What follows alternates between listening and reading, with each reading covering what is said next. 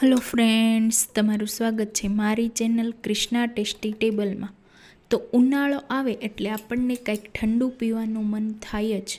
તેમાં પણ શિવરાત્રિથી લઈ અને હોળી સુધી ઠંડાઈ તો યાદ આવે જ. તો આપણે આ ઠંડાઈ આપણે એક જ મિનિટમાં આપણે ઘરે જ તૈયાર કરી શકશું. તો ફ્રેન્ડ્સ, આજે આપણે બનાવીશું ઠંડાઈનું પ્રીમિક્સ કે પાવડર.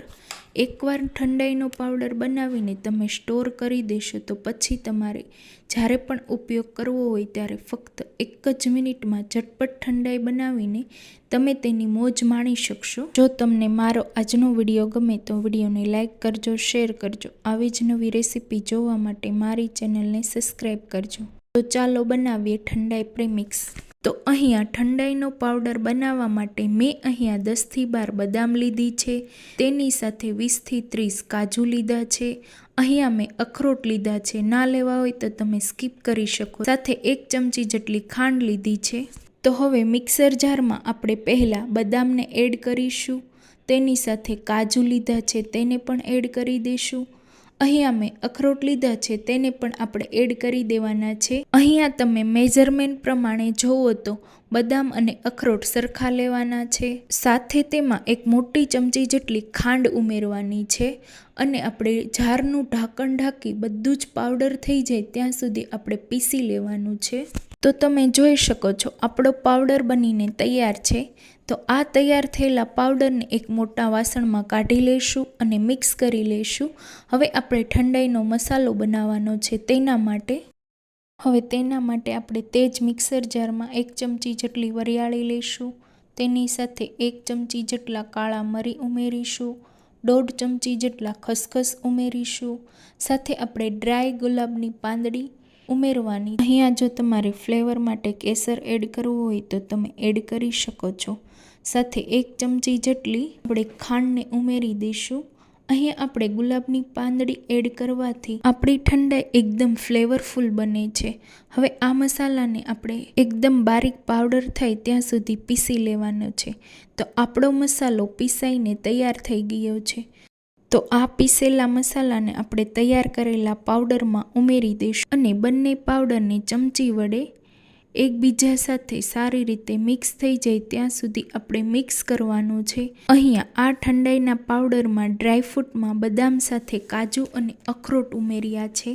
એ મારી પસંદગી છે, પણ તમને જેનો સ્વાદ વધારે કે ઓછો પસંદ હોય તે તમે ઉમેરી શકો છો અથવા સ્કીપ પણ કરી શકો છો. અહીંયા આપણે ઠંડાઈમાં કાજુ ઉમેરવા ફરજિયાત છે. તો આપણો ઠંડાઈનો પાવડર સરસ રીતે મિક્સ થઈ ગયો છે. હવે આપણે તેને કોઈ પણ કાચના એરટાઇટ ડબ્બામાં એડ કરી અને 4 થી 5 મહિના સુધી તમે સાચવી શકો છો. તો હવે આ જ પાવડરનો ઉપયોગ કરી આપણે ઠંડાઈ બનાવવાની છે. તો એક બાઉલમાં 2 ચમચી જેટલું ઠંડાઈ પાવડર ઉમેરીશું. સાથે 5 થી 6 ચમચી જેટલું પાણી એડ કરવાનું છે. આ ઠંડાઈ પાવડરને મિક્સ કરવાનો છે. આ મિશ્રણને આપણે મિક્સ થયા બાદ 20 થી 25 મિનિટ સુધી પલાળવાનું છે. તમે આ ઠંડાઈને ઇન્સ્ટન્ટ પણ બનાવી શકો છો, પણ આ રીતે 20 થી 25 મિનિટ સુધી પલાળ્યા બાદ મસાલાની ફ્લેવર બહાર આવે છે. તો આ ઠંડાઈના બનાવવા માટે ગ્લાસમાં આપણે મેડિનેટ કરેલા મિશ્રણને ઉમેરીશું. સાથે અડધો કપ જેટલું દૂધ ઉમેરવાનું છે. બધું જ એકદમ સારી રીતે મિક્સ કરો. આમાં તમે આઈસ ક્યુબ પણ એડ કરી શકો છો. તો આપણી ઠંડાઈ બનીને તૈયાર છે. આપણે તેને ગુલાબની પાંખડીઓથી ગાર્નિશ કરીશું.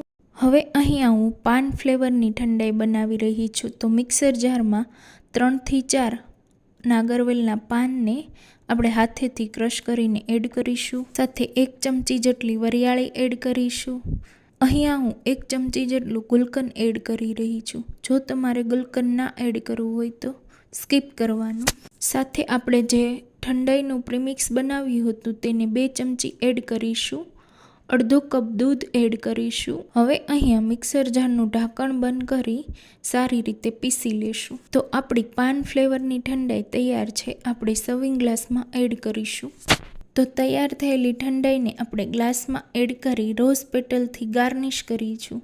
તો તૈયાર છે પાન ફ્લેવરની ઠંડાઈ. તો જો ઉનાળાની શરૂઆતમાં આ ઠંડાઈનો પાવડર બનાવીને પછી જ્યારે જોઈએ ત્યારે ઇન્સ્ટન્ટ આ ઠંડાઈના પાવડરનો ઉપયોગ કરી તમે ઠંડાઈની મોજ માણી શકો છો. તો ફ્રેન્ડ્સ, તમને આ ઠંડાઈના પાવડરની રેસીપી કેવી લાગી એ મને કોમેન્ટ કરીને જરૂર જણાવજો. તો ફરી મળીશું એક નવી ટેસ્ટી સ્વાદિષ્ટ રેસીપી સાથે.